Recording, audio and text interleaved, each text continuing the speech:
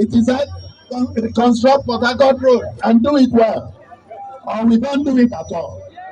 Remember that during my several stops in this great city during the electioneering campaigns, I made one thing very clear.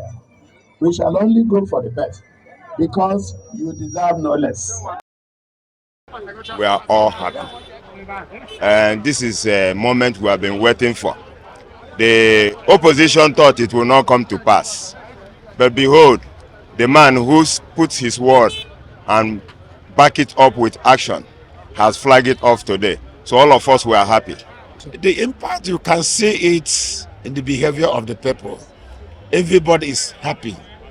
Happiness that is intentional, because people have suffered decades of neglect. So you can see the joy of the people. The joy cannot be quantified and cannot be measured.